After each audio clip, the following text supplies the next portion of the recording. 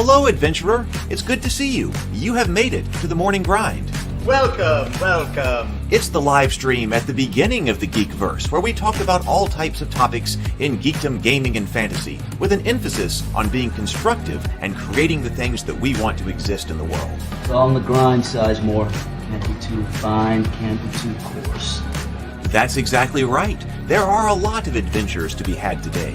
Dungeons to explore and monsters to slay, and who knows what a random encounter might send our way. That's why we have to prepare, so settle in now for the morning grind with your favorite beverage in hand. Tea?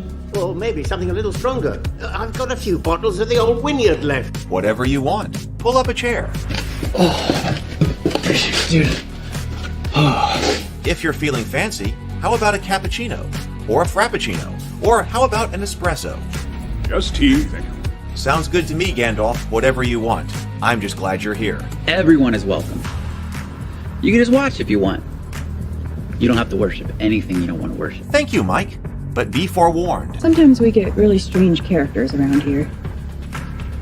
Wait, what's that you say? Why can't you come and be a part of the stream? My wife would disown me. Oh no, I bet she'll be fine with it. Come on in. Am I scared for my safety? No. What are we supposed to do? Everybody do the secret handshake.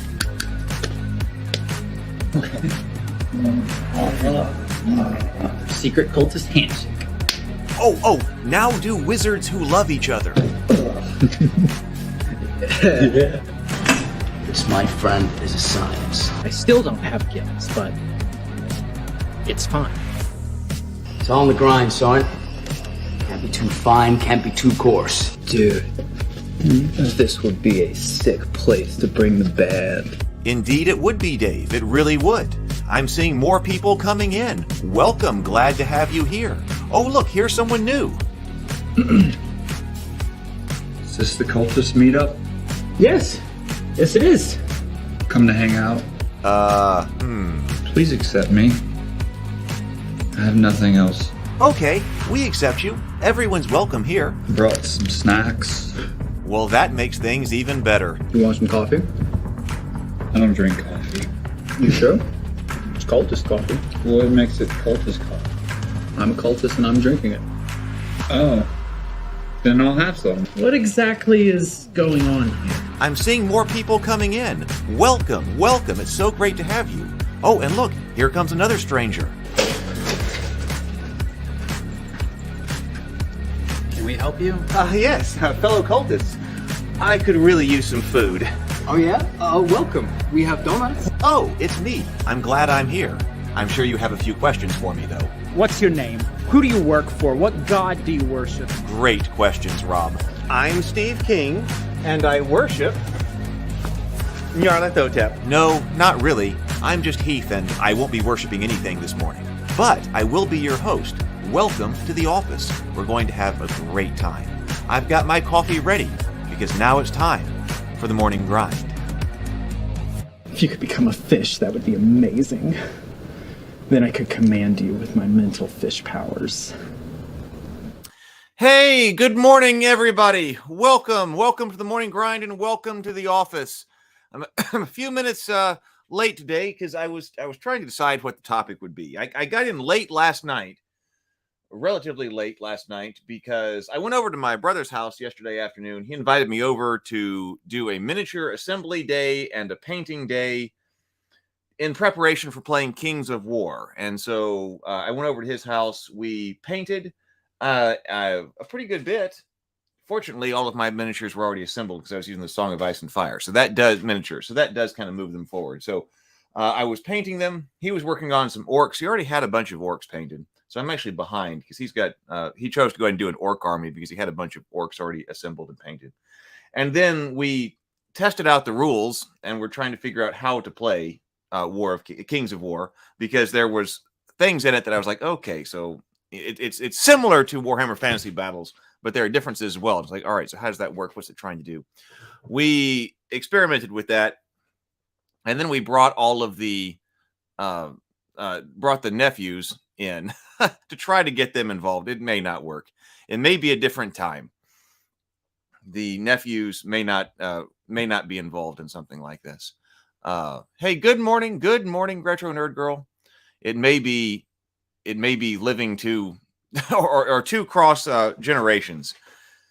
My brother's idea is that we want to play, we want to have some fun with something, but would also like to kind of replicate the fun and experience that we had with Warhammer Fantasy Battles.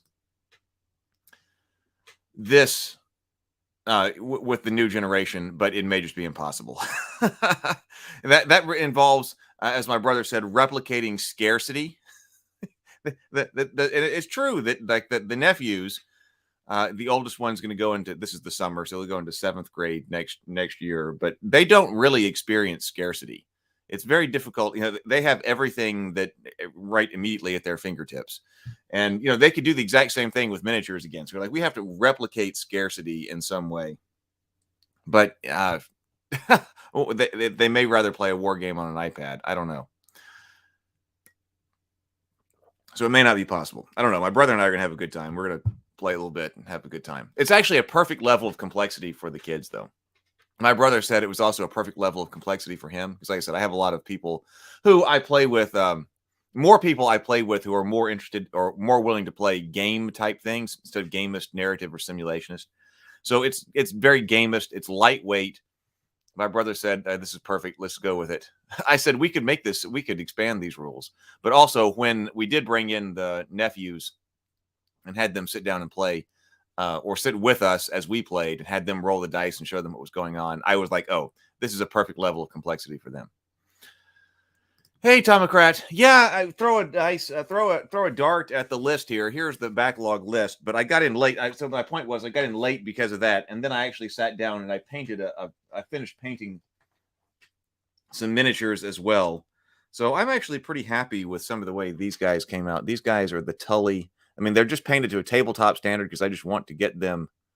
I want to get good looking units. But the unit is the whole work of art, right? Or to me, my thinking now is the unit is the whole work of art. I'm not trying to win Golden Demon with any particular guy. So they're supposed to look good in a mass of troops. So that's like 15 troops. And I got that unit of Foot Knights right there painted up from nothing. Let's see. I spent a little bit of time 2 days ago spray painting them. And then I think I painted a little bit, like a couple of hours on them after I got them spray painted. And then yesterday and today. So that's 2 days. That's 2 days worth of work, not full days. But after 2 days, that's a whole unit. I think that's the fastest I've ever painted a whole regiment. So you can do it fast if you're not a perfectionist. You know, we're talking about that. But that means that's why I was in late. And so I wasn't sure what to do. I couldn't do a physical book because I have all the paints and stuff sitting over here. And some of these I really want to get into in a big way. Some of them are on our list. Get deep into them. And I just was not ready to get deep into something this morning. So I was looking for one that was kind of lightweight. Hey, good morning, Micah. Yes, please do like and subscribe. Thank you so much, Micah. And also, Micah, I noticed this morning, like right when I sat down, Micah wrote a lot on yesterday's Candela Obscura. Live stream. So there were comments on that live stream providing additional context for Critical Role, because like I said, I don't watch Critical Role. Not that I have anything against it or anything. I just have not been able to get into it. So Micah provided a lot of additional context that is posted on the comment section, and then also that those comments, Micah also put thank you in the Discord server yesterday, or it looks like this morning or whenever. I noticed him when I sat down here just about 10 minutes ago. So I put a link to the Discord server if you're not there already and you want to read additional context on the kinds of things that we were talking about. They are there. Thank you for that, Micah. Thank you for the additional context and in terms of Critical Role. Hey, we have a new channel member, Chase Street. Well, hey, let me go down here. Where is that? New channel member. Thank you, Chase Street. Chase Street just became a YouTube member. Thank you so much. Very glad to have you here. I really appreciate all of the members that we have here. I'm going to start. We actually have a lot of stuff going on this week in the evenings because I want to start like hangout members only streams. And I was trying to do that. I was thinking Wednesdays would be a good day for that, but I've got Michelle with 2 L's from the Force of Light Entertainment. I've been trying to get her on because we've been talking about good, evil, and storytelling and fantasy and their representations and what that means for society. And she is a minister of some particular Christian denomination. I am not sure what. She doesn't really talk about that on her YouTube channel. And she also just finished a PhD in theology. And so I thought that would be very interesting. But the only day that she can do that is on Wednesday. And she was going to do it last Wednesday. But then something came up. But so we're on for this Wednesday. So this Wednesday, we've got a Table Talk live stream with Michelle on good and evil and storytelling and society and that kind of thing. So that'll be this Wednesday.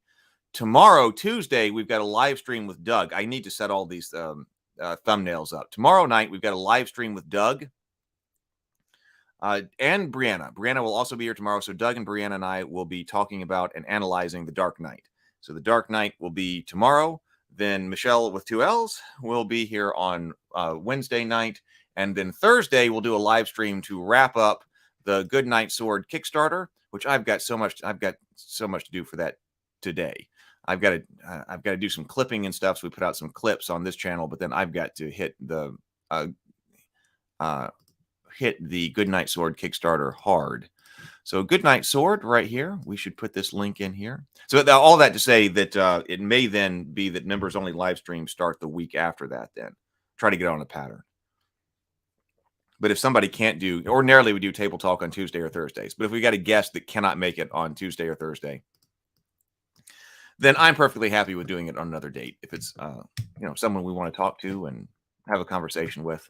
So Good Night Sword Kickstarter, that will end that stream, will end this campaign, which this is my first children's book, the first book out in the Tales of Rabavania. It's obviously a takeoff on Goodnight Moon, a world of gallantry, chivalry, rabbits, and the classic story, Goodnight Moon. We got 3 days to go. So this will end on Thursday night. So I'll do a live stream, like a hangout party kind of live stream Thursday night. And we will wrap up Good Night Sword, and then we will get the rewards out to everyone. It's been a quick, easy, low drama Kickstarter campaign, and I'm glad to be back into the Kickstarter. And also, it's been so difficult. Feels like one problem after another, getting some type of product out. So this is the first one in the Tales of Rabavania. We're going to do more, and then we're going to move on to other worlds as well. So this means stuff is getting done. And also, if you want to see the animated audiobook, we have an animated audiobook embedded there. Hey, if you've got kids that were about the right age for Goodnight Moon, whether that's your kids or friends' kids or nieces, nephews, younger cousins, whatever, I know there are geeks out there who want to read Goodnight Sword to somebody. Okay, so we got some. James is here. Robert is here. I see Draco, Tomocrat. Wait, Sikitty, Wicked. Good morning. Good morning. Make sure I get these names at least quasi right. Good morning, Sable Phoenix. Lots of people here. Castles and Crusades. We looked at Castles and Crusades briefly, but so that all to say, so I decided we needed to look at Basic Fantasy. So we're going to take a look at Basic Fantasy by Chaosium today. They did send me this PDF to look at because I wanted to take a look at their system. Micah says I played it twice online play-by-post with an older edition. All right, I'm not sure if Micah's talking about Basic Fantasy or Castles and Crusades here. Among the Damned says, how was the solo beer? Well, I ended up there were 2 beers. Were there 2 beers? I don't think there were 3. I think there were 2 beers. James says, yeah, I rather love the Call of Cthulhu system. Didn't realize this was based on it. Yeah, I wish we had done this one before the Rivers of London. So Rivers of London is also this system. And so when we were looking at Rivers of London, and one morning when I feel ready for it, I still want to do the solo play in Rivers of London because there was a lot in there. It looked like fun, and it seemed like a really neat setting. But we spent a lot of time, because it is such a neat setting, but we spent a lot of time looking at how to play, and how to play ended up being the Call of Cthulhu Basic Fantasy. So I thought, okay, so let's take a look at Basic Fantasy here because this is the one that Chaosium uses for its in-house system for a bunch of different systems, including Call of Cthulhu. I guess it was abstracted from Call of Cthulhu and then applied to other systems. I guess. That may not be right. But that way, it's good to look at so we understand it won't be too difficult to look at today, but that way we understand what that system is. And that way, if we look at other basic fantasy based systems in the future, we don't have to, we'll just know what it is. We won't have to, we can spend more time on the world building and what makes it unique rather than the same mechanics. Zero the Blade is here. Let's see. Yes, everybody's talking about, I see in the comments, Retro Nerd Girls videos. Yes. Please do make sure you're subscribed to Retro Nerd Girl. Oh, and hey, Positive Fandom, make sure you're subscribed to RM as well. Good morning. Good morning. Let's see. Lots of stuff going on in the chat.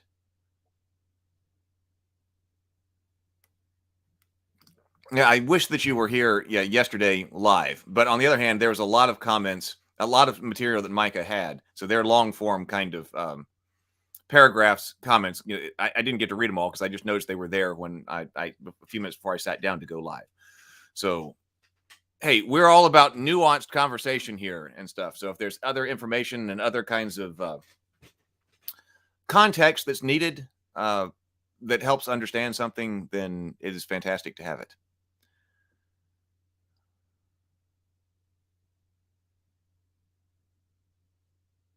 And then Friday, by the way, talking about other things that are going on. Friday, I'll do dinner and a board game again. I got to figure out what game to play because I kind of, okay, so the Frozen Horror defeated me. So I'm going to have to start over.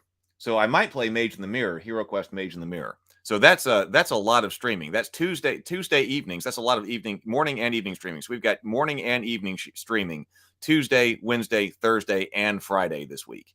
So morning and evening. Okay.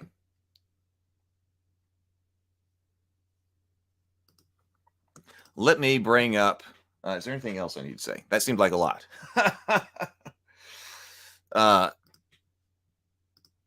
Let's go over here and bring up this basic fantasy. Because there's some things that I wanted to get into a lot deeper. When I was looking at my list, there's a lot of things that I want to get into, but I have to be in the right mood for some of these. Because some of these I still want to go really deep into. And I was about to look at Amber, because to look at more RPG design, because one of the things that I want to look at very soon is completely diceless, or, you know, an RPG without any type of randomness, so that we can look at that in the context of our RPG design philosophy discussion. Might do that tomorrow morning. If I'm up and I'm thinking that I'm mentally coherent enough to have a deep dive into how Amber is pretty dense, into how a diceless RPG works. So we have that for a discussion. That might be tomorrow. I need to plan all these out and put the thumbnails up on YouTube. All right, let's bring up basic fantasy. Or not basic fantasy. I always say that. It's not basic fantasy. It is basic role playing. Basic fantasy is an OSR one. We did take a look at that, though. But I think I always say that wrong. But this is basic role playing, universal game engine. And this is good because we're also, you know, we're doing RPG designs. I'm working on a universal game system as well. So I'm not sure which one came first, actually. But this is abstracted. It could have been abstracted from Call of Cthulhu. But Call of Cthulhu also, I have never actually played the Call of Cthulhu system. Although there was a friend of mine who just could plan out some just fantastic adventures. And I'm pretty sure, I'm not sure why this was, but there is this, you know, there was the Call of Cthulhu. They made Call of Cthulhu. This was a collaboration. It's got on the back of it, it's a D20 system logo. It's got the D20 system here. It's got Wizards of the Coast on it. And it also has Chaosium. So this was some kind of collaboration between Chaosium and Wizards of the Coast. So this is actually the D20 based Call of Cthulhu. And for whatever reason, he ran it using this. Man, he ran a fantastic game. It would have been just as fantastic with this other system. And the system is not governing the story of the game. It was just a fantastic story. We played it using that for some reason. I guess that's what he knew. So that's to say, I played Call of Cthulhu, but I haven't actually played this system over here. There we go.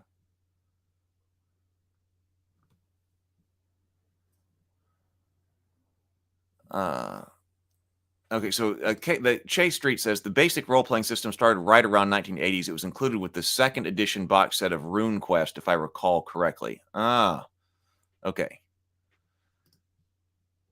I like people often have more information. So this is this is what is in the new Call of Cthulhu. And when I read Call of Cthulhu, and I've read Call of Cthulhu, and we evaluated it a long time ago, I would need to do that again. Now, we did go over the basic introductory box set here on the Morning Grind, but we haven't gotten back to the main Call of Cthulhu boxes or main Call of Cthulhu books. That just hasn't, we haven't gotten back to it yet. But basic role-playing universal game engine. Basic role-playing is a system of core rules for tabletop role-playing. Whether you're a seasoned role-playing veteran or new to the hobby, basic role-playing has everything you need for years of entertainment. This book is the complete guide to the basic role-playing system. Success and failure are always determined by the roll of a D100. Now, I have a special soft spot in my heart for a D100 base system because my first role-playing game was MERP. So, and then, so rolling D100, that seems pretty natural to me. So this is a D100 base system. Characters evolve based on what they do in the game. This is a feature that I really like. Actually, this is a pretty good like bullet point so far on the back here, because it's telling you D100 characters evolve based on what they do in the game, which I like. It's not just leveling up and then you get unrelated skills or whatever, or unrelated abilities. I do like its system, which we'll look at for evolving your character. And I'm wondering if that's actually something that we can be adapted for Faded Edge. It may not be right, because this I think this is a pretty fine grain system because you're using D100. It might be able to be adapted to something else, but I do like this, at least in principle. I haven't actually played with it because I haven't actually played this system. But when I was reading it, and I think we tinkered with it, made characters and things like that a few years ago, but then did something else. But I do like that in principle. We'll see how it actually reads here. Increase your skill at firing a gun, casting a spell, or repairing a spaceship by successfully using that skill. Quick, deadly, and tactical combat with easy-to-follow rules. And I'm also a fan of that. Quick, deadly, tactical combat, or quick and deadly combat anyway. I really liked the Havoc. I've been thinking more about that, too. The Havoc that we looked at, which was that card game that's on Kickstarter now. It may have ended by now. But anyway, it might still be going on, which was either a standalone game or could be used as a combat system for a Kickstarter. For a Kickstarter. For an RPG. It might be a bit too much in some context. Well, I know it would be too much in some contexts. But on the other hand, it's fast, it's brutal, you make decisions, you take wounds that are significant. I liked it. So that's the kind of way that I'm going. I don't like the long hit point grind. In fact, I've been thinking more about count up systems. I was thinking about that particularly because of Kings of War, as we were testing out Kings of War. Because Kings of War is a count up system for wounds rather than a count down system. With a count up system, or count down is more like traditional hit points. You got 8 hit points. When you hit 0, well, you're either dead or you got to take death saving throws or something like that, depending on the system. But I'm thinking, especially for the RPG design perspective, what about counting up? And Mark talked about this when he was designing Cool Names on the Cool Name blog, Cool Name vlog, the video development blog. What if you were counting up? Because then you don't know exactly when that character is going to fall or drop. You might have more grit. You may, because sometimes people drive forward through wounds that you don't think they would. Sometimes they drop faster. The same kind of thing with a unit of soldiers here. You don't know exactly when they're about to rout. That just becomes increasingly more likely that they're about to rout. Sometimes they might hold on. Sometimes they might, and that'd be really significant. Other times they might route faster than you were expecting them to, or have something happen. So if you're counting up, so instead of counting down then 0, you're out. If you're counting up, then you are like rolling to see if you fall unconscious or something like that, and your modifiers are getting higher and higher. It becomes more and more difficult to pass that check with all different kinds of wounds, but you might. So I like that too. I've been thinking about that. Mechanics for magic, psychic powers, mutations, superpowers, weapons, equipment, and vehicles applicable to any setting or genre. That'll be interesting to look at because we said magic is kind of difficult, right? Because especially for a universal system to do, because we don't have any type of grounding for what it is that magic can do, because we don't have magic in this world. So we have strength, we have intelligence, we have social interaction. We understand what can be done with that and what makes things easy and hard. But with magic, we don't have any type of common understanding of that. So that's very world specific. So very interesting. We'll have to see what they do here. Complete rules for creating characters, designing and customizing antagonists, and more. Basic Role-Playing is the definitive resource to help you create and sell your very own tabletop role-playing game. So this is open. This is great. BPR's Universal Engine is available royalty-free for personal and commercial use under the ORC license. So this one's coming out under ORC. When the ORC comes out, we'll take a look at the ORC again, too. Using these rules and focusing on creating your worlds, scenarios, and even books to sell. So there we go. So basic role-playing, Call of Cthulhu, RuneQuest, and it was Pendragon, too? They actually told me, like I said, they sent me this book, very kind. So this is courtesy of Chaosium for having this book here. And they said there was going to be a new Pendragon coming out soon. So let's see. Chase Street says, I'm using this as my system of choice for a post-apocalyptic Cthulhu session.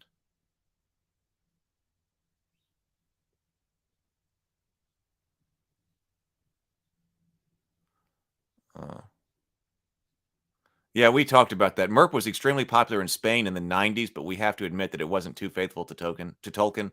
We discussed that a lot. Well, I went over Merp, so Merp is on the channel. The flashback to Merp, but that was not done live.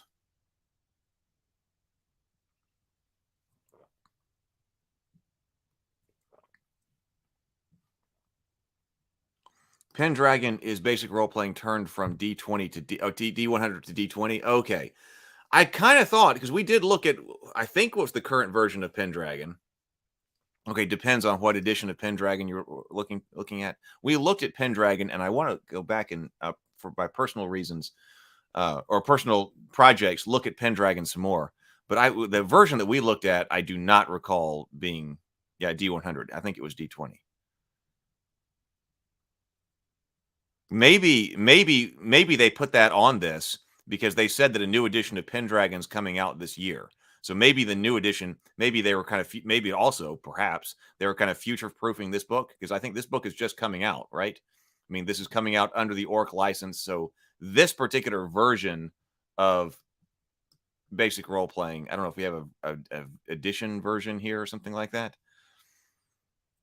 It might be that they are future-proofing this because the version of Pendragon coming out this year will be new, or will be under this or something. Could be.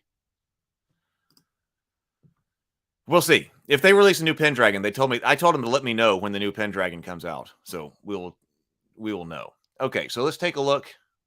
What kind of introduction here do we have? The basics of role-playing. We know the basics of role-playing. We don't need that. Okay, well, here's some of the history. Let's look at this, and then we'll go check out so we understand what it is. So here's talking about that. And then we'll take a look at the character sheet. So this does say the basic role-playing system was first created in 1978 for RuneQuest. All right, good call in the comments. A role-playing game set in Greg Stafford's fantasy world of Glorantha. The basic mechanics designed by Stephen Perrin, Stephen Henderson, and Ray Turney were viewed as an easier and more intuitive set of game mechanics than those few other role-playing systems that existed at the time. A second edition of RuneQuest was published in 1980. Chaosium published several other games based on the rules. The most influential and widely known is Sandy Peterson's Call of Cthulhu, adapting H.P. Lovecraft's World of Cosmic Horror in the first horror role-playing game. Worlds of Wonder contain 3 different games: Fantasy World, Future World, and Super World, using basic role-playing, fully compatible with one another. This was later followed by Pendragon, Greg Stafford's critically acclaimed game of Arthurian adventure, which used a modified version. A modified version of basic role-playing, and then expanded version of Super World and others.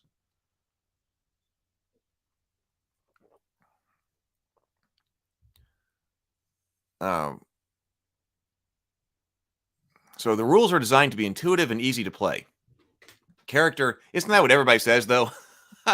I've never actually read, like, been on one of these and read it where it says, these rules have been designed to be counterintuitive and extremely difficult during gameplay. Has anybody ever read one of those? Now, those words get applied to other ones, but whenever a system is talking about itself, I'm not calling out basic fantasy specifically here. I'm just saying that we see things like that. This system is designed to be intuitive and easy to play. I've never heard a system self-profess that it's counterintuitive and extremely arduous to play.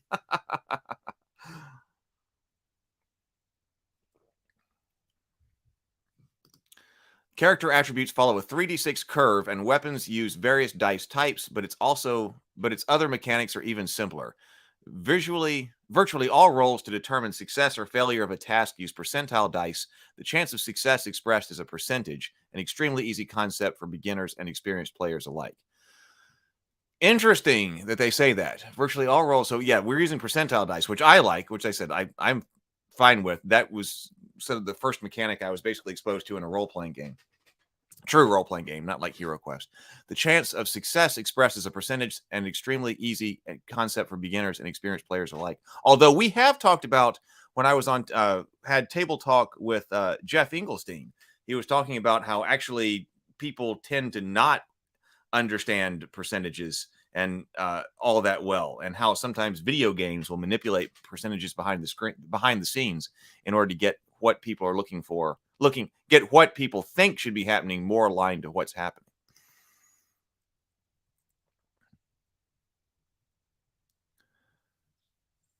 Oh my God. Twincast.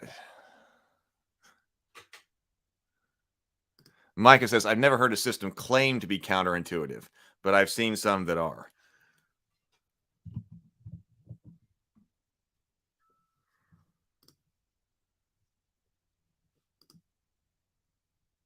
I was trying to say what I say here. Twincast, I'm skipping that. I don't even want. That's not one we're going to be reviewing on the Morning Grind. Be funny. Have a warning label on it, like warning. This is an intense game, may cause thoughts of self-harm. Well, except for maybe ironic games. Well, I think even Hackmaster is claiming to be very simple and intuitive, and once you start playing, you would never play something else. Which, again, I am a fan of Hackmaster. I think that the first edition, I think this is third edition, there is a Hackmaster I understand that was ironic, but then there's an actual Hackmaster that was released later that is not, and I like it. That's probably that. A lot of people are always shocked that I like that game, because a lot of the times I want to play, or I've been thinking about the more narrative kinds of, but even gamist kinds of games. And Hackmaster is, I would say, more simulationist, but that's a different style of gaming. If you want to, I thought about later, I got more projects than we can possibly do, but later, if you just want to do a game where you're going to be running in, you're going to be killing things, this is a dungeon crawl kinds of things, we're going to be moving around on hexes or squares or whatever, Hackmaster is it. Hackmaster is it. But Be Funny, Among the Damned says, be funny. I tell you what, and this is an intense game that may cause thoughts of self-harm. I put together the intro for Friday Night Dice. So right now on Fridays, I've been doing the solo play of HeroQuest and gaming, because we've been doing dinner and a board game. So dinner and a board game. I've been doing solo dinner and a board game shows. But I do eventually, like I said, more stuff to do here than I can possibly coordinate, is a show that is RPG streaming. I'd like to stream some of the RPGs, especially after some of mine get finished, but also invite other game masters in to play in their worlds and show off their systems. I mean, they may be using a system that's licensed, like open licensed or whatever, but show off their worlds and what they're trying to do. I really would like to be able to do that and have a streaming show. But I bring that up because I created a intro for that show. So I've got the audio, the visual assets ready for whenever we can coordinate people. And I did one serious intro for role playing, and then I did an unserious intro, what I call the depraved intro, where I drew everything from the Satanic Panic, and I made the whole thing sound like it was going to be that yes, now, tonight we are going to, I forget exactly, I've got the whole script written up and stuff like that, but I did that. I was like, tonight we are going to be delving into the horrific world of role-playing games. Will these people ever be able to make it out and, be functional members of society again? Or will this all end in ritual suicide and murder, that kind of thing? So I have actually done something like that.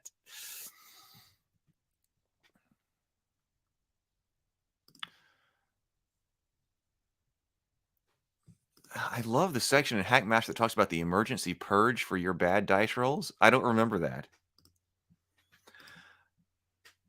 Okay, so the basic role-playing, let's go on. So the system is friendly to newcomers. It's easy to describe the basics of the game system and the percentile mechanics to newcomers. When I was just the idea of large rule books.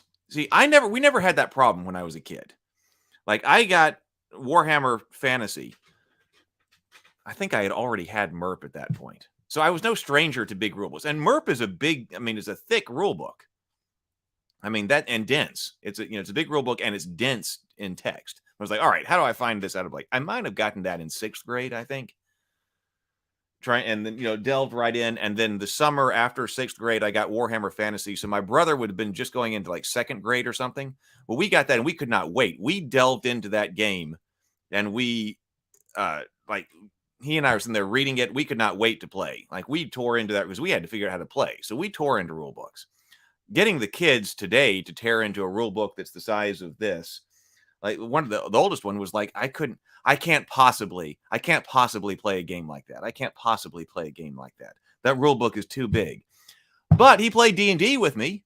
And so I shocked him. I was like, yeah, what are you talking about? You play Dungeons and Dragons and here's the rule book. And I showed him the rule book and he was like, it is? It's like, yeah. So could be a thing, but that's important. Players of other game systems coming to basic role playing find it to be much less mechanistic and less of a barrier to the actual act of role playing. Less time spent on game systems usually means more time available for role playing and thinking in character. Most of the information players need to know is present on their character sheets. Characters tend to evolve based on practicing the skills they do most. If you do something well, you'll be successful at it later. You're likely to be successful at it later. Characters do not arbitrarily improve. I like this. Characters do not arbitrarily improve on abstract elements such as levels or experience points. I am a fan of that. I'm a fan of that. Especially if, in order to go up, I've been thinking about that when we were talking about something like, let's call it a class progression, for lack of a better term at the moment, where let's say you're starting out as a squire and your goal is to get knighted. You want your character to get knighted. And if the character doesn't make knight by a certain time, then they're going to have to be over in the fighter and a man-at-arms of some kind. And you're not going to have that. So there are certain things you've got to have on your character sheet in order to become a knight. You're going to have to be good at riding. You're going to have to be good at the horsemanship. You're going to have to be good at mounted combat. There's going to have to. Hackmaster does this. We looked at that when we were looking at this kind of thing. So what is it that a knight should have? And here's the kind of stuff.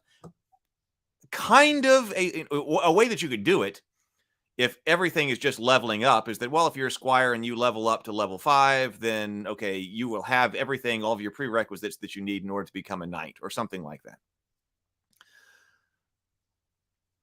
And that is a rather arbitrary way. It doesn't matter what you did to gain those levels. You just get those levels, and so you get all of the stuff, and then, well, you qualify for knighthood. But on the other hand, if that's your goal, you need to make sure that your character, you could miss your goal. In that case, as long as you're leveling up, which in many games where you're leveling up, yeah, you're going to be leveling up. As long as you level up, then you'll eventually qualify. But I kind of like something like this that would make you deliberately take some choices about what you're doing. Like if you need to be good at mounted combat, like at a certain level, you got to be this level of mounted combat in order to qualify to be a knight. Then at lower levels, let's say, you need to be practicing and trying to make sure that, you don't need to be doing nothing but archery, right? That doesn't make sense, right? If you do nothing but archery for 4 levels, if in just a complete arbitrary abstract system, then you can do archery for 4 levels. And then when you hit 5th level, okay, you hit everything that you need to be a knight. I prefer to be a system that if you want to be a knight, you got to get yourself up to this level in mounted combat or whatever. That means you cannot be the archer. If you spend a lot of time being the archer and you don't actually develop the skill set in your knightly skill sets, then you're going to have to do something else with yourself.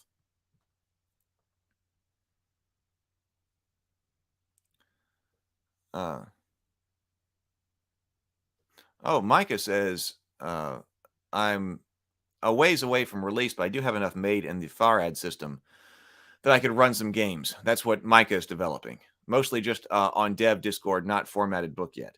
Well, that's okay. I've got to, I'll let everybody know when I have time to actually coordinate that. Coordinating people, like I said, I already made the digital assets. I got to finish that depraved intro. I have a feeling that the depraved intro is going to be everybody's favorite. But it's coordinating people. Like, this show gets done basically every morning because it's just me. It's just me. The thing that makes things difficult is coordinating other people. So that's actually coordinating multiple people to try to be ready on a Friday night in order to do a game. So that's the hard, I can sit down and I can make the digital assets and things like that, but it's coordinating people that's difficult. Even coordinating somebody for the table talk is often difficult, as we've seen, like coordinating some people and then sometimes having to do it on different days and things like that. So when I'm ready to coordinate people, we'll do it. Among the Dam says, yes, I will do an interview with you on my solo interactive novel game when finished. Book illustrations done. Just need to get game part finished. Interesting. I've been thinking a lot about like the solo interactive novel games too. I've been thinking quite a bit about that. So that's very interesting. You're working on one of those. I've been thinking about those a lot because I've been thinking about like experience design. How do you get people to experience your world? Combat can be quick and deadly, and often the deciding blow in the conflict is the one to land first. The system is remarkably modular. The level of complexity can be added or removed as needed, and the core system works equally well for considerable detail as it does with minimal number of rules. The system's internal consistency allows for rules judgment to be made rapidly and with little searching through the rule book for special cases. This book represents a first for basic role-playing, complete and unto itself. Previously, basic role-playing had served as the core of many standalone games, usually with rich and deep world settings, and some of these different incarnations had some variants and sometimes contradictory rules. Here, these different variation systems are unified and made compatible with one another. Optional rules allow the game master and players to suit the rules to their desired settings and can even be made to expand gameplay for other games in the basic role-playing family. Okay. Let's go take a look at the character sheet. Basic role-playing character sheet. I saw it down here.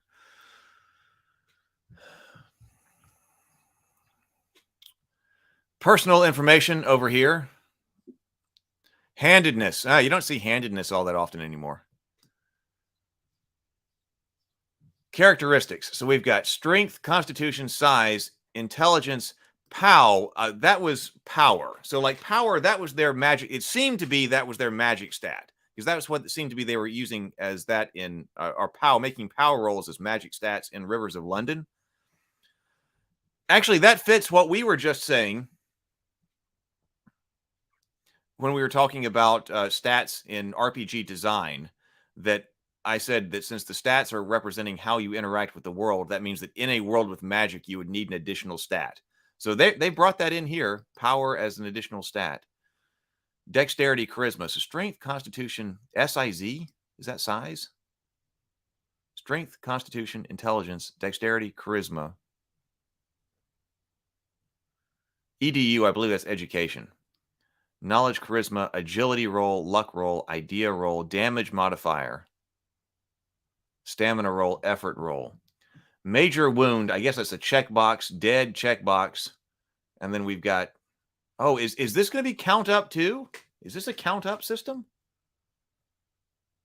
For like hit points? We'll have to see.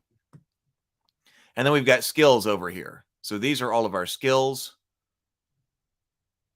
Is this not having you calculate fractional values in advance? Okay, so it looks like we've got skill groups: communication, manipulation, mental, perception, physical, combat. And then subcategories of skills beneath each one, like climb, drive, fly, hide, jump, pilot. Says. Yeah, power is the magic stat. Okay. Character sheet looks like a combination of D&D and Rolemaster.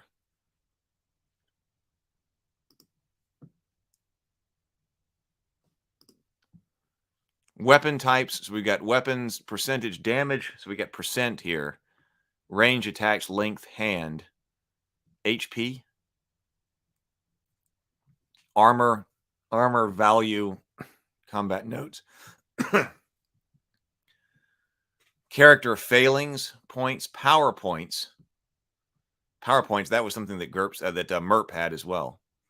Power points, fatigue, sanity, powers, attack powers. Non-player sheet. Basic role-playing vehicle sheet, mount sheet.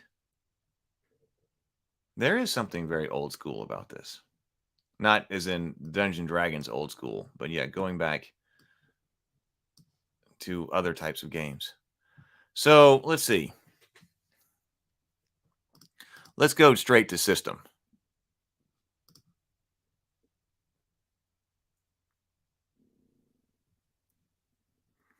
Let's see. Among the Damned says, in Rolemaster, ranks give you a raised percent, right? 2 ranks with 10 percentage points on a skill, something like that. Yeah. Size is tied to, size is strength, size is size, Siz is size, but more closely tied to mass than dimensions. That might be, I wonder if that's what you use for hit points. Okay, the entire purpose of the game system is to determine 2 questions. How do the players determine whether they succeed or fail, and how well do they succeed or fail? Basic role-playing answers these questions with clean and intuitive systems using dice rolls to simulate the probability of whether an action succeeds or fails. Okay. Automatic or impossible tasks, no roll required. Okay. Sometimes your character's effort can have different results. A good toss at darts will hit the board, while a lucky or exceptional throw hits the bullseye. There are 5 degrees of success. We do have degrees of success. There are 5 degrees of success for any type of action roll. Ranked from worst to best, they are as follows. Fumble. Bad luck or incompetence sometimes conspire to produce the worst possible result, a spectacular failure called a fumble. The chance of a fumble on an action equals 5%. 1/20th of the chance of failure, usually in the 96 to 100 range. A roll of 100 is always a fumble, no matter what the skill rating is. So that's 1%. Fumbles never yield any beneficial results and always end up impeding or even harming your character and or allies through disastrous or unintended results. Chapter 6, skills and Chapter 6, skills and combat discuss the specific consequences of fumbled rolls. Okay, next up is a failure. Rolls higher than the base chance fail. Rolls higher than the base chance fail. So that's why it says, 100 is a fumble. So if rolling high is bad, we're trying to roll under here. Rolling low is good. That's pretty standard for percentage-based systems. That way, if you got a 76% chance of doing something, you got to roll 76 or less. Unless an action is automatic, there's always some chance of failure, no matter how high the modified base chance roll fails on a result of 96 or higher. Some failures cost nothing more than perhaps a little dignity, while others may be expensive in time, money, or physical damage. The exception of resistance rolls, where a difference of 10 characteristics points is enough to make only a roll of 100 a failure. Success. Any roll equal to or below than the chance success. Any roll equal to or below the base chance qualifies as success. Success accomplishes the action with average results. Weapon skill that achieve a success inflict the listed damage die, and other skills have the results suggested in Chapter 3. Special success. Some results are better than average. I'm noticing there's no partial success here. So this is degree. This is a way to do degrees of success without having partial success. I'm going to get something else to drink here. We didn't breathe and sip. Nobody reminded me to breathe and sip.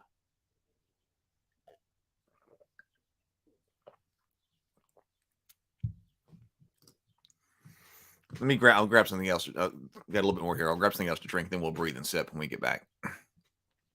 But special success. Some results are better than average and yield extra benefits. Actions achieve special success if the roll is equal to or less than 1/5 of the skill rating. Okay. In combat, an attack that rolls a special success can inflict a knockdown or impale based on the type of weapon, while the skill descriptions in Chapter 3 provide special guidance for special success. So you got to have, that's why I was thinking that in this system, when you're building your character, you're calculating fractional values of your skills, right? In Rivers of London, it had for exceptionally difficult or something like that. Roll at your skill for ordinary tasks that require a roll anyway, and then roll at half of your skill for a very difficult task or something like that.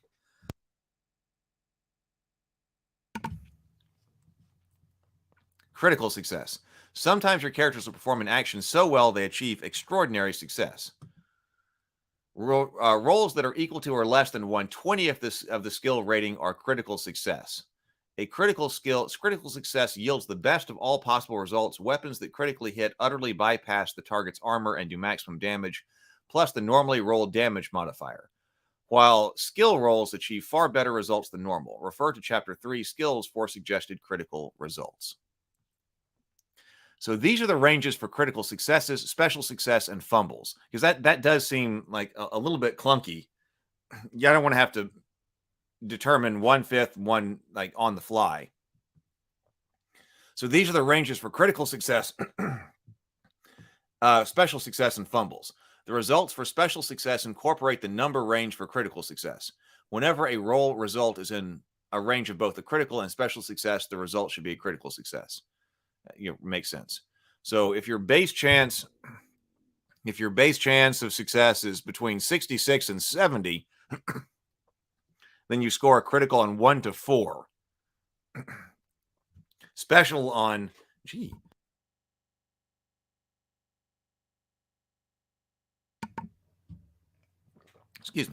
critical on I guess it'd be 5 to 14.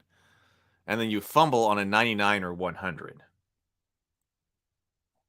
Once you're getting high enough level, you're only fumbling on 100. And your fumble range increases up here.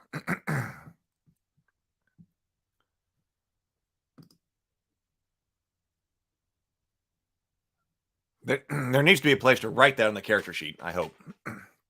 That also seems like a Game Master screen thing or a reference thing for players. So most actions your characters attempt are resolved with skill rolls. Here are the percentage roll of your character's rating in the appropriate skill as your chance of success. So, this game is also saying we don't have a modifier for your skills. We're saying that, or attributes or whatever, you're rolling on that. That's MERP. No. That's more GURPS like. Because we've talked about that. How much information does the game master need to say, I'm calling for a particular skill check, and here is your target number? That means that's 2 bits of information that the game master has to convey to the player. As a decision, the second decision the game master needs to make. Now, sometimes that can be easy. Sometimes in other systems, it might be more difficult. But in GURPS, like for instance, if you just call for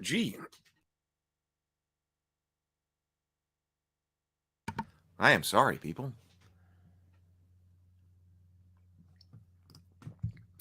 Where was I going with that? Oh, yeah. So if you're in GURPS, if you just call for a dex check, yes, the game master can modify that. And I'm pretty sure they can modify that here too. But if they call for a dex check, everything, I think that goes with everything that you need is on your character sheet. You don't need additional information, a target number from the game master. You're just making a dex check, so that's based on whatever your particular dex score is. I think there's something to be said for that.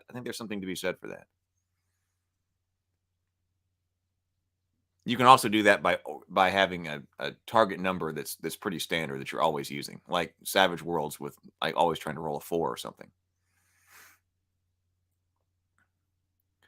Well, you do have a resistance roll. Some actions require more than skill or natural ability. Obstacles must be overcome to succeed. In these cases, game masters should refer to a resistance table and call for a resistance roll. Resistance rolls never involve skills, instead pitting characteristics or other measurable qualities against each other. See opposed skills for ways to handle skill versus skill contests. To make a resistance roll, compare the active factor to the passive factor on the resistance table. The active factor is the party or force trying to influence the passive factor. We were just talking about active and passive, acting versus being acted upon. So to make a resistance roll, compare the active factor to the passive factor on the resistance table. The active factor is the party or force trying to influence the passive behavior. The following are examples of resistance rolls. A potency 17 venom, active poison on your character. See, Constitution being used as a resistance. See, I like that. So potency 17 venom, Constitution 15. The venom is trying to inflict damage on your character, so the venom is active. So resistance table, this says passive character. Passive is over here. So if I've got a 15 con and I'm trying to resist a 17 poison, 60%. No, wait, is that who is rolling this? The active one or the passive one? For success, roll D100 equal to or less than the indicated number. Obstacles must be overcome. This is a resistance roll. Well, this is so it would make sense that the poison is higher level than my con. So there must be a 60% chance that potion is going, or that poison is going to affect me. If I get up to, if I got, oh, wait, 15, 17, yeah, 60, it is 60. Whereas if the potion gets up to, the poison gets up to level 23, it's got a 90% chance of affecting me. I wasn't expecting to see tables like this because it seems like we're getting away from tables. I don't mind them as in principle. I don't mind them. I'm just surprised to see it here.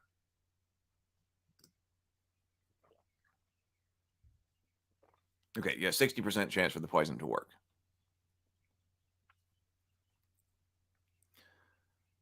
Yeah, they are showing them. Yeah, they're showing the interaction table here, so that's good. So they're also saying that your character has a strength 18 and tries to move a size 25 passive boulder.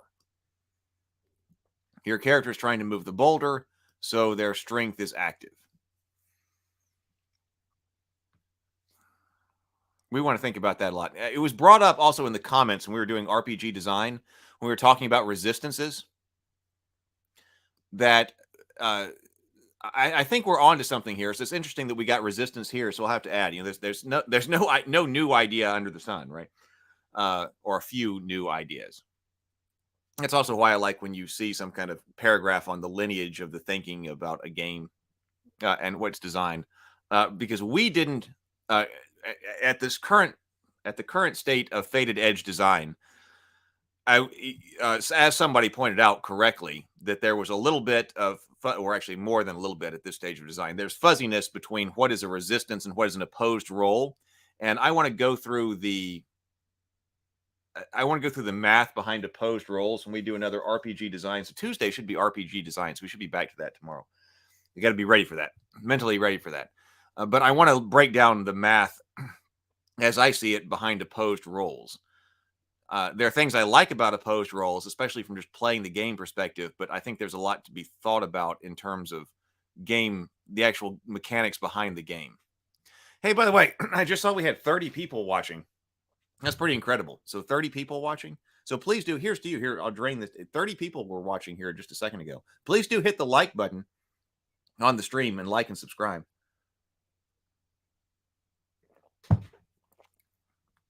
I'll fill up a drink here in just a second.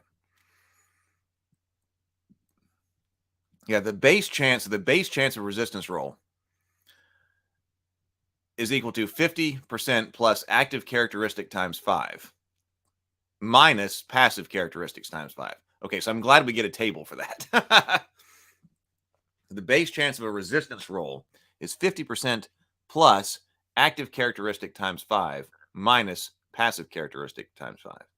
If the active and passive equal, the active factor has a 50% chance of success. Every point the active factor exceeds the passive factor modifies the chance of success by 5%. Differences of 10 points or more result in automatic success or failure, even though your game master may allow for a 0 or 100 roll.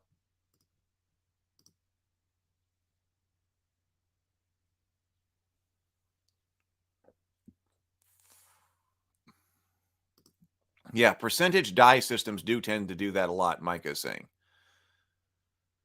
Like GURPS does. I'm not sure which one is better.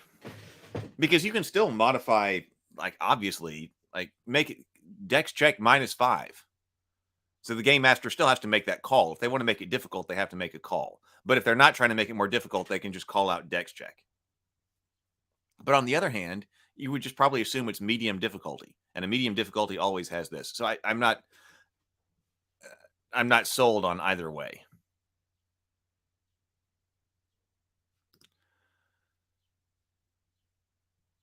Some specific uses of the resistance table include power points versus power points.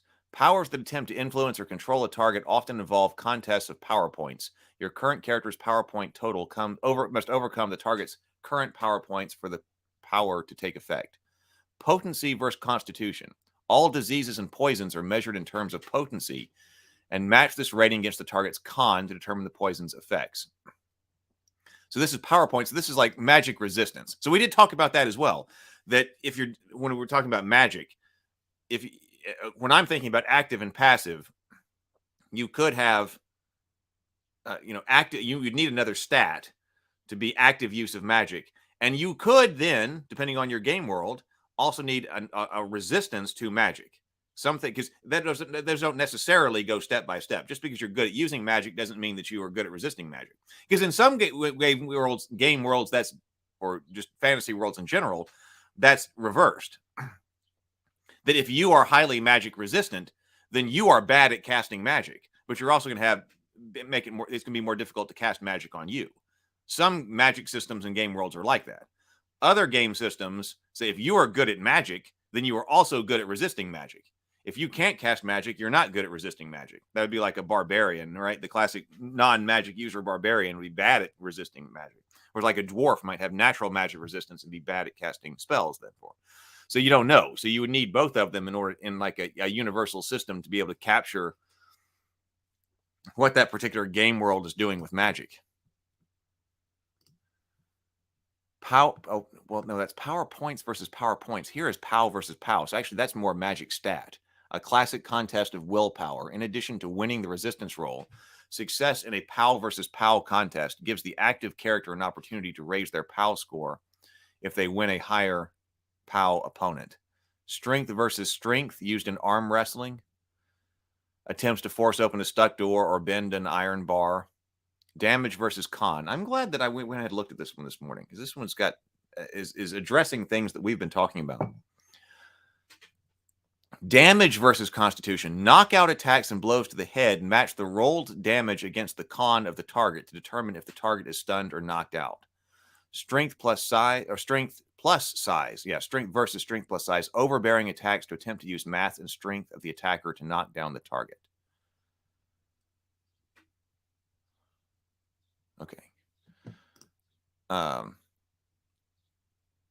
See, I mean, that does make sense. Makes sense that if you're immune to magic, then it's more difficult to use. At least makes sense in certain contexts, certain game worlds, because like there's no absolute intuitive way to understand how magic works, because it could say if you're really good at using magic, like Elminster or something like that. If you're really good at using magic, then you should also be really good at defending against magic.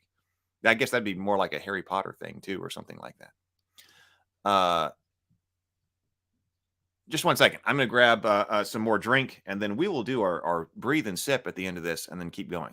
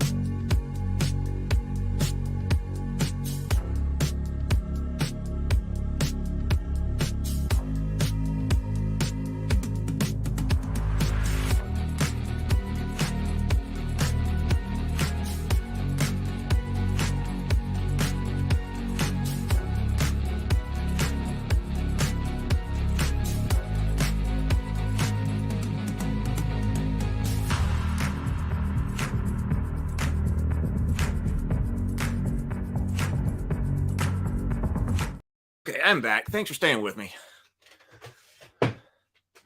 Hey, this is the mental health portion of the show. I haven't broken these out in a while. I need to. So, even though I'm drinking Mountain Dew Zero, I got my Cultist coffee mug here with me this morning. And these are available on ravenkeep.net. But I've got a few. I'm shipping out these. I just have a few left, and I shipped them out actually from my house. They're sitting there in my bedroom. I just have a few of them left. They're spoofs of the Starbucks mug for Cultist Coffee, or the spoofs of the Starbucks logo for Cultist Coffee. They're on ravenkeep.net. They're some of my favorite mugs. I would be happy to send you one if you would like. All right, so let's take care of our mental health then really quick. Breathe. If you're new here, 2 deep breaths. Do it with me. Do it with me. I'm serious. Got your favorite drink with you? 2 deep breaths. Complete exhale. Take a sip. Here we go.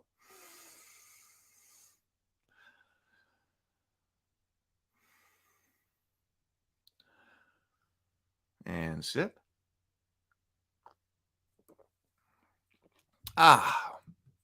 Much better. Take 1 moment of the day. That's why I do it. At least one moment of the day to focus on breath. Smoke them if you got them. Right. Yeah, Chase says it kind of harkens back. Oh, you like the break music? Good. It's the opening music too. It kind of harkens back to AD&D, where, for example, halflings get a bonus to their spell saving throws, but couldn't be a cleric or a magic user. Yeah, and I was just thinking as I was pouring a drink in there, that sometimes, like, it also might be like if the dwarves are naturally resistant to magic, as an example, so they're going to have a high magic resistance. That means they may not be able to cast magic, like in the particular game world, the way this magic works. So that's why you don't have casters. And it also, dwarves be casters, but also it may mean that not only are they resistant to harmful magic, so that's good. The bad guys are throwing some type of magic on them and they're resistant. But they may also be resistant to beneficial magic. If somebody tries to heal them with magic or tries to give them a buff or something like that, they may be resistant to friendly magic as well.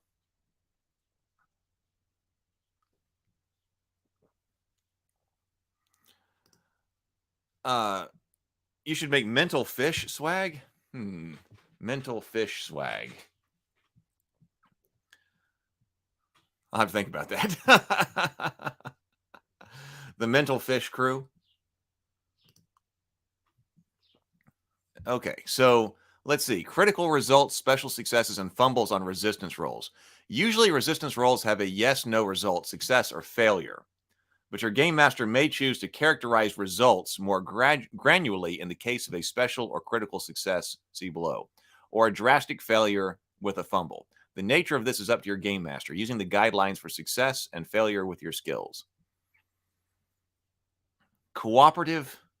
See, okay, so cooperative this is always working together. 2 or more characters can attempt to work together on an action if reasonable. This is a type of augment. See page 38. Your game master may impose restrictions on how many characters can contribute to a particular activity, as it may be limited by physical or other practical concerns. Some tasks simply cannot be assisted depending on circumstances. Whenever working together on an action, pick one character as the lead. All the other characters pitching in should make skill rolls. Take the best result or fumble if one occurs. Critical success. So all characters pitching in make skill rolls. Critical success, modify the primary character's skill by plus 50%. Special success, modify the skill rating by plus 30 for the primary character. Success plus 20. Failure, if no helpers succeed, the primary skills rating is modified by negative 10. A fumble from any helper is so distracting, the primary skill is modified by negative 50. Tequila shots? We did tequila shots last Friday. We may have tequila again for dinner and a board game this Friday. But hey, if you need tequila shots this morning, judgment-free zone.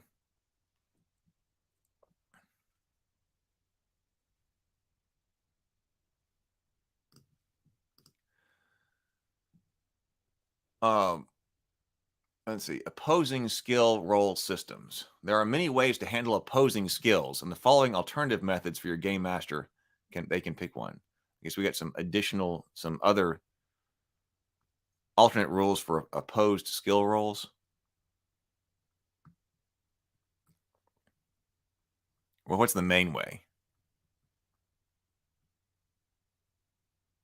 Okay, no, opposed. So here's our basic opposed skill rolls. Sometimes two characters use skills in direct opposition to each other. For example, your character hides in a thick hedge while attempting to break open into an enemy outpost. An alert sentry passes by searching for the intruders. Will your character elude notice? In this case, it's the sentry's sense skill is pitted against your character's hide skill. When the two skills are opposed, both characters roll against their respective skills. The character that achieves the highest result of success wins the contest. However, if the loser's skill roll was successful, they modify the winner's degree of success, shifting it downward 1 degree for every degree of success they achieve above failure. If both parties achieve the same degree of success, the higher die roll wins the contest, giving the advantage to characters with higher skill ratings. For example, your character's hide skill is 65. While the sentry has a sense skill of 78. You roll a 47, a success. The sentry rolls a 13, or a special success. The sentry wins the contest, so they alerted to your character's presence. Your character's successful roll downgrades the sentry's result from a special success to a normal success. In that case, your game master rules the sentry catches a glimpse of your character but does not pick out any of their identifying features. If the sentry had rolled a 30, your character would have eluded notice. Both had successes, but your character's normal success beat the sentry's normal success when it comes to hide versus sense. See, here's my question from the game design perspective.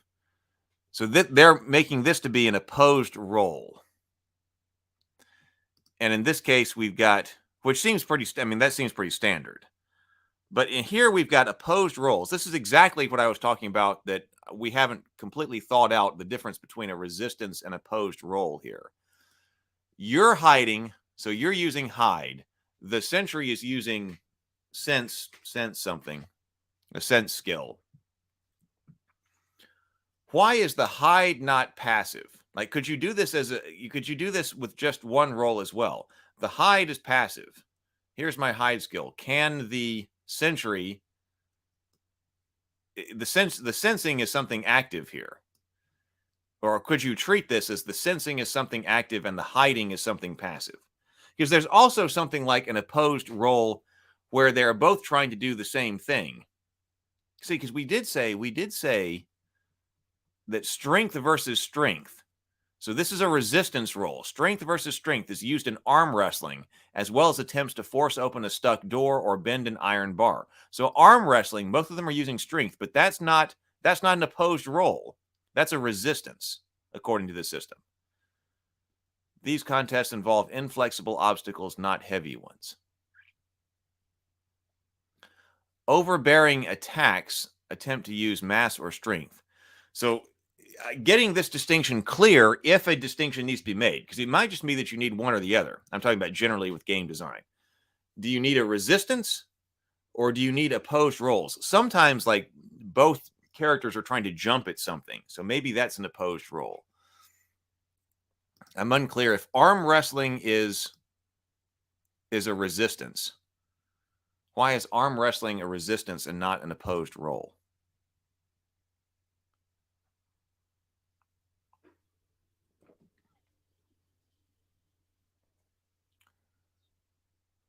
Sable Phoenix says the opposed role makes sense, but it still relies heavily on GM interpretation to make the mechanics work. The problem is you'd have to do the resistance table over. It's only meant to go up to either 20 or 30 or 25, 20 versus 25. Yes. So I did notice that. So the skills are percentage base. You see, we've got two things. We've got, so it said that the attributes are based on a 3d6 curve, right? But the skills are percentage based.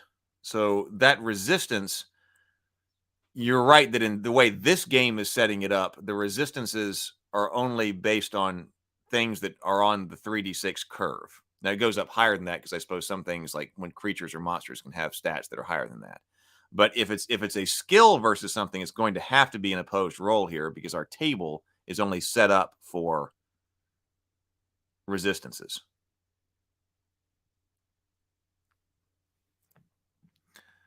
You only need to hide in order to not be seen. You don't hide in an empty room with no one actively looking for you. A sentry is actively looking for you, and you have to hide from the sentry. Ergo, an opposed role. Opposed roles are when you're both trying to influence each other. Resistance is when you're only trying to avoid from being influenced. Arm wrestling is opposed. Being poisoned is resistance.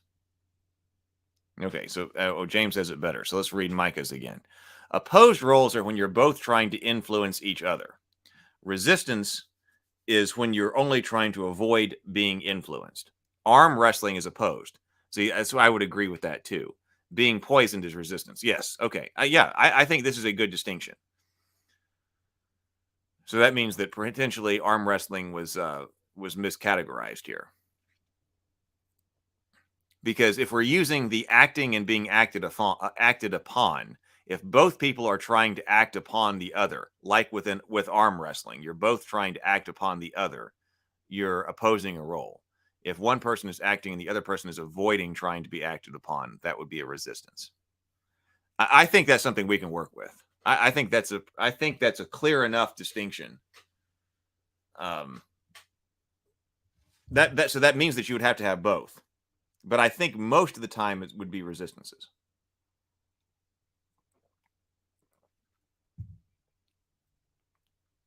Both hiding is active. Hey, we're back up to 30 again. So, hey, another cheer. We got 30s. I wonder if we can get more than 30. Here, we're back up to 30 people watching right now. That's great. I think it may have been Vision who pushed us over. So, good morning, Vision. Or brought us back up to 30.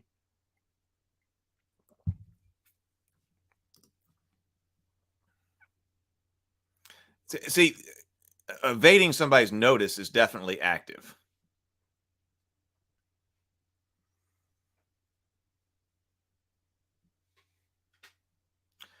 I mean, I agree. Especially, I think if you're, I'm going to try to evade notice. And then you could run it perhaps both ways. Because you could certainly have some kind of passive score for the sentries, and you're trying to actively, you're avoiding notice. Actively. Anyway. We do have difficulty modifiers here. Some actions are so simple that even an unskilled person succeeds without effort, while others are challenging enough to give an expert pause. When an action itself is easier or more challenging than usual, adjust the skill rating by a difficulty modifier. So, so we noticed that in this one, you're not trying to recalculate your skills on your character sheet. So this says you need to adjust the skill rating by a difficulty modifier, which I do think is a more elegant solution. This is still requiring a table. This thing is still up here. This skill results table is still requiring a table. But here, instead of having to recalculate fractional skills, the standard difficulty levels are automatic, easy, difficult, and impossible. These levels can apply to all skill rolls, characteristic rolls, or similar rolls. Resistance rolls inevitably imply a level of conflict. Resistance rolls inevitably imply a level of conflict with an opposing force, so they are not modified in this way. Oh, so resistance rolls inevitably imply a level of conflict with an opposing force, so they are not modified in this way. So the difficulty of that is inherent, because we already have the inherent difficulty of being con 15 and a poison being potency 17. Your game master is the ultimate authority about when an action receives a difficulty modifier. So automatic, okay, easy. So let's say some actions are easy even when untrained. Shooting a target at point blank range, climbing a tree with many handholds, or recalling the most fundamental points of academic discipline are all easy actions. For an easy action, double the skill rating. Okay, so for an easy action, double the skill rating. Easy characteristic rolls use a multiplier of times 10 or double the normal characteristic roll. However, success at an easy skill does not merit an experience check. Success at an easy skill does not merit an experience check, because that's how we're going to be going up in experience points. So here, we don't have quite a universal resolution system, because our skills are using percentile and our stats are using 3d6, or the base. So if you're for an easy action, double the skill rating. Okay, but if you are making a characteristic roll, characteristic rolls use a multiplier of 10 or double the normal characteristic roll. So you have to say two different things because they're adjudicated differently.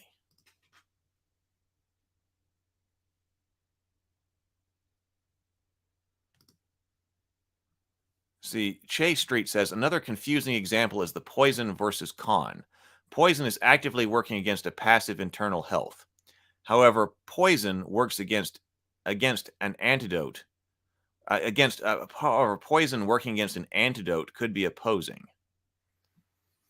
Yeah. The antidote actively working on the poison.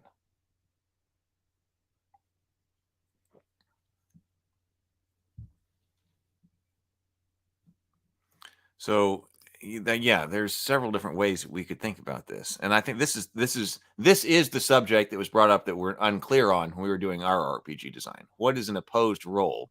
First, do you need both resistance and opposed rolls? Do you need those? And if so, what is the difference? 7E Call of Cthulhu kind of solves that, as it turns the attributes into numbers from 1 to 100 as well. Which edition of Call of Cthulhu do I have over here? Oh, up here. Oh.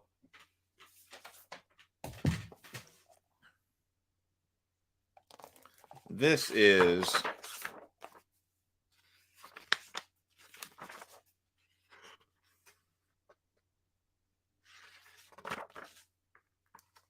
well, I don't see exactly. It says it's 2019.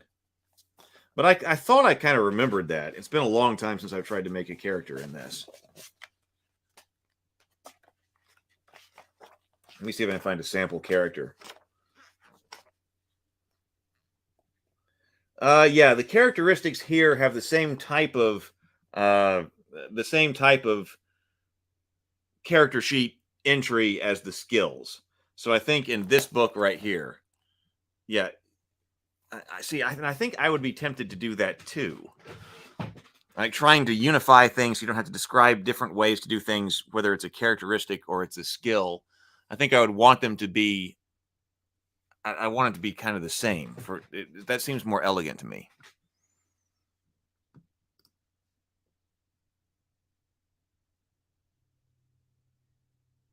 Yeah, if all numbers are based on the same range, 1 to 20 or 1 to 100, and it seems like this is one to go 1 to 100, you would only need one table, whether it be resistance or opposing. This system is using different ranges, is what needs two tables. And I think to me that's an odd design choice. So average actions, difficult actions, fighting an opponent you can't see, climbing a sheer surface, or remembering obscure scientific minutiae are all difficult tasks. To determine the skill rating or characteristic rating for a difficult task, divide the appropriate skill or characteristic roll in half. Round up.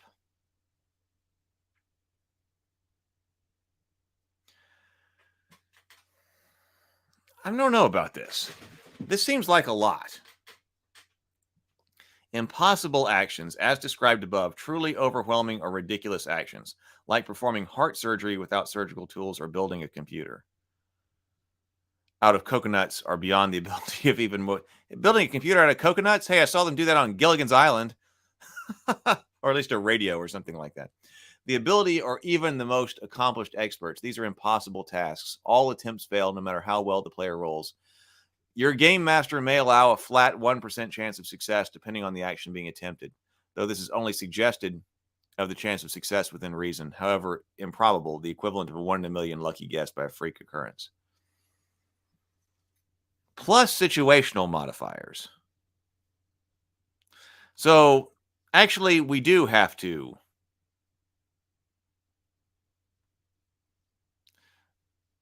have all of our skills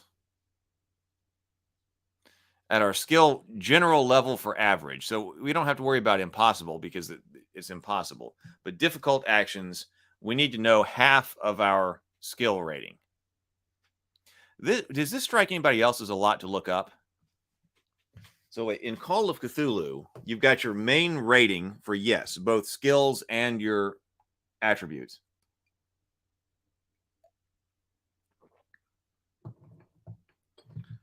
And you've got two boxes that go by it.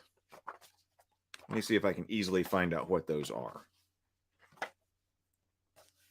Age modifiers. Deciding skill points. Living standards. Determine occupation.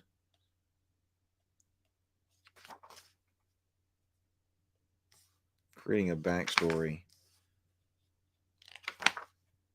Oh, quick reference charts for half and fifth values. Okay, so in this, you've got to know what your skill is, your base number, and then what your half value is, and then what your 1/5 value is. And I think that's like for normal, hard, and very hard tests. So that's what you have to have half and fifth. So this is doing away with fifth over here, but we do have to know half. Now, half is easier to get on the fly than a fifth. Okay, Call of Cthulhu. Okay, thanks, Chase. Call of Cthulhu uses success, hard success, or extreme success. Success being equal to your skill number, hard being half your skill, and extreme being 1/5 of your skill. It almost looks like the candles in your picture background is part... Oh, in the back is part of your bookshelf from this angle. Oh, really? Oh, it kind of does. Oh, that is cool.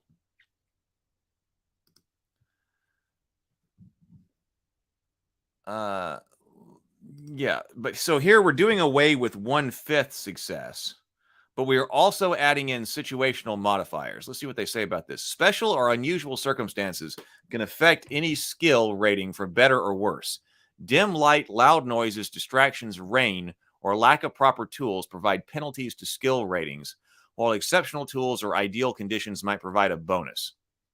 Whether external factors might affect your character's performance of an action, your game master should weigh the circumstances and apply one or more situational modifiers to the base chance.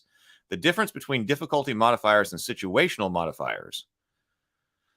Okay.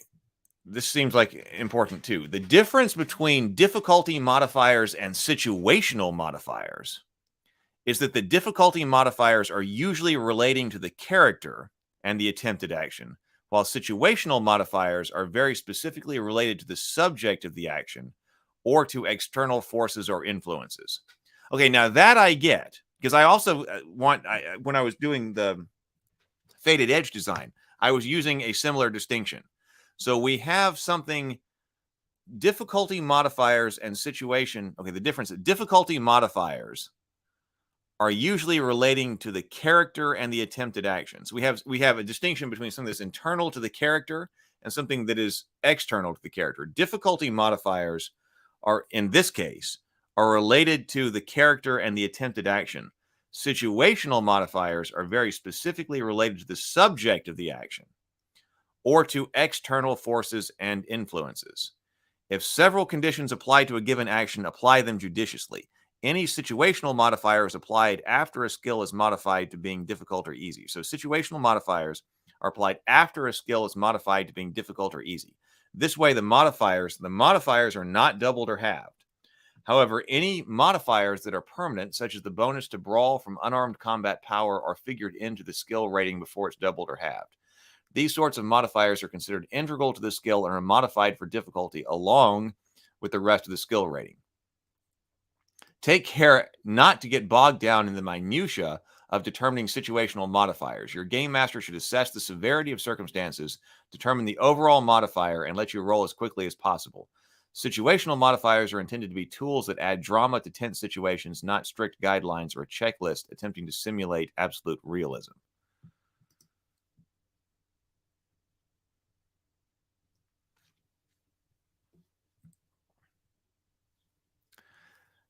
Yeah, I mean, I know. I mean, this always comes up. Well, now, how exactly difficult is that? So, Call of Cthulhu has you calculate all of those in advance. It's easier if it's sitting there on the character sheet. I just noticed that in the character sheet for Basic Fantasy, it doesn't have you pre-configure all of those. Because in Call of Cthulhu, you pre-configure your half, and you pre-calculate your half, and you pre-calculate your 1/5 on every skill when you're creating your character. That way you just look at your character sheet and you don't have to calculate that on the fly, right? So, but we're talking about several steps here. We're not just talking about, so, okay, Chase Street says, so climbing an icy cliff is just a difficulty modifier.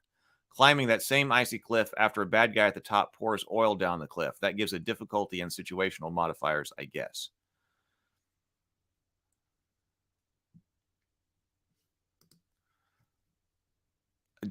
So difficulty modifiers. When an action itself is easier or more challenging than usual, adjust the skill rating by a difficulty modifier. When the action itself is easier or more challenging than usual, adjust the skill rating by a difficulty modifier. Special or situational modifiers are special or unusual circumstances that can affect any skill rating for better or worse. Dim light, loud noises, distractions, rain, or lack of proper tools. So possibly, Chase, yeah. But let's see. Time scales. Oh, no. So what I was going to say is, what have we got here? I mean, it still seems a lot because, yes, even if that's all you're doing, if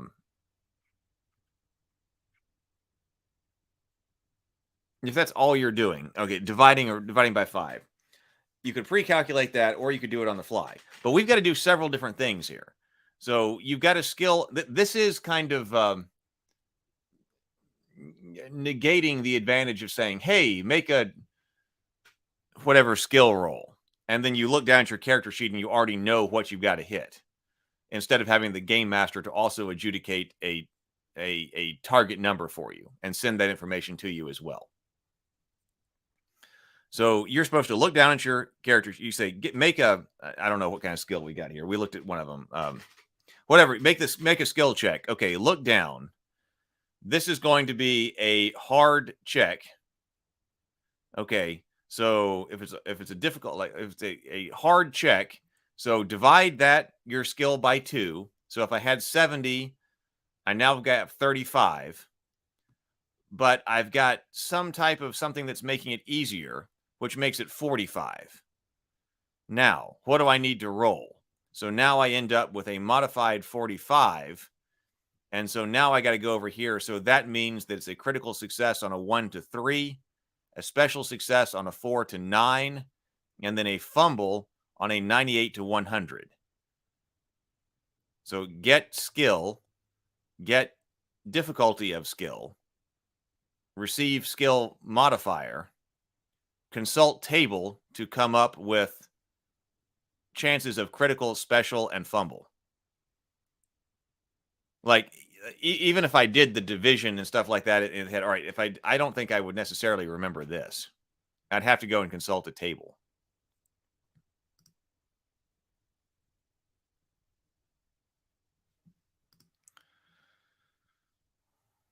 It seems like a lot of steps. Oh, so here are situational modifiers. So this is situational modifiers. So here are examples. We'll take a look at the time scale. So we'll take a look at this and then this table, and then we will get out of here. So condition task complexity. Unfathomably complex with no apparent solution or guidance. So that is telling me that is a situational modifier. It's not a task difficulty change. Do you need both? Do you need that task in this situation when we're just manipulating percentages? Do you need both difficulty rating of task and situational modifier? No clear solvable condition or needlessly complex, -20. Relatively straightforward, the solution somewhat apparent, +20. Simple with obvious solution, +50. Equipment, no equipment when equipment is required, -50%. Poor or improvised equipment, -20%. High quality equipment and superior supplies, +20. So we are using 50, 20, 20, or -50, -20, +20, +50 a lot. Maybe those are our benchmarks. Familiarity, completely alien and beyond human experience for -50.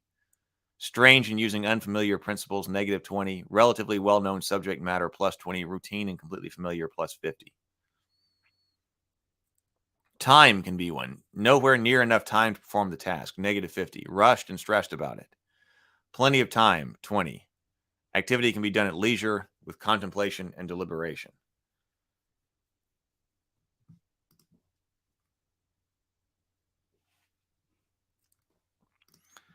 Well, all these modifiers are in 10% chunks. At this point, why aren't we using a D10?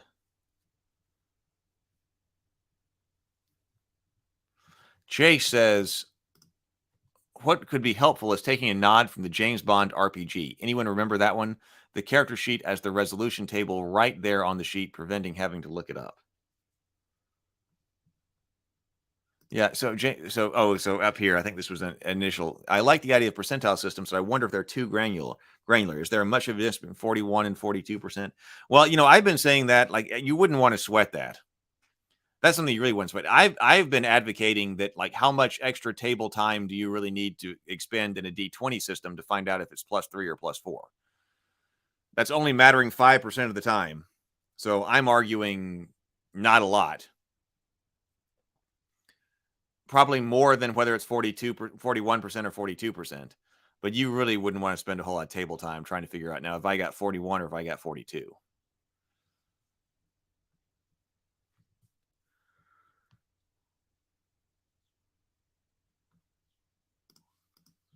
Okay.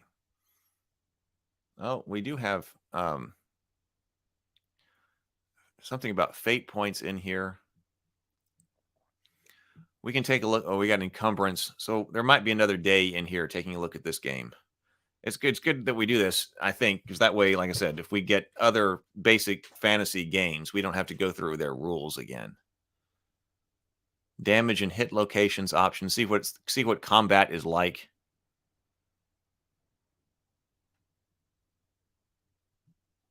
I would like to see. I'll have to think about this more. So it brought up and addressed a lot of the things that we just happened to be addressing the other day, and I think are important things to address in an RPG. And I like its old school feel, but I'm old school as in not old school D&D, but the percentage system and stuff like that. But I feel like there's a lot of layers to it. I feel like there's a lot of layers to it that could potentially be simplified.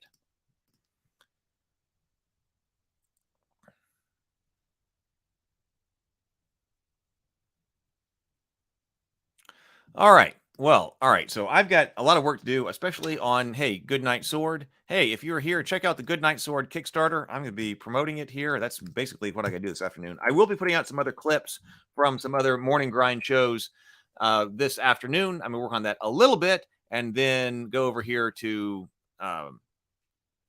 working on Goodnight Sword.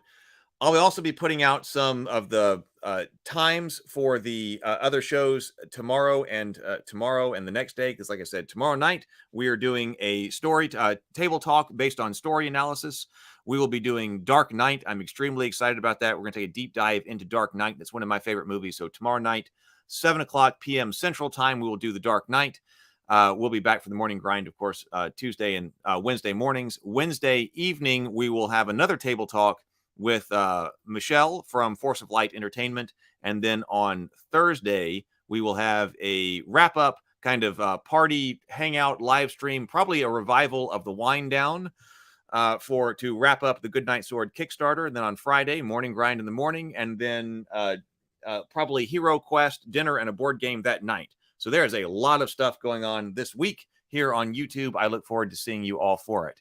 So please do like and subscribe if you are new here. We got 27 people watching right now. I hope we got 27 likes on the stream. It really help get the help the algorithm out to put the stream out to people. So please do like the stream. So later, everybody, be productive, be creative today, and grind on. I will see you.